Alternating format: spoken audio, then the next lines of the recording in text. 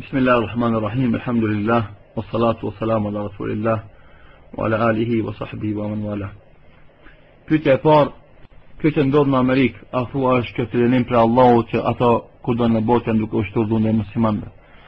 S'ka dyshim se e përmendëm se çdo gjë që ndodh është pasojë e mëkateve. Edhe mendoj se edhe kjo që është duke ndodh në këtë formë të një pasnjëshme dhe të pandalur, ka dyshim se është dënim për Allahut subhanahu wa taala. Nëse dikush e ne përkëmb nderin e muslimanit, nëse dikush e derdh pa të drejtë gjakun e muslimanit, nëse dikush i ne përkëmb shenjtëritë e muslimanëve, nëse dikush e ne përkëmb mushafin fjalën e Allahut, ka dyshim se dënimet e Allahut kanë më ardhur, e kjo është fillimi e fundit të Allahu e din më së miri.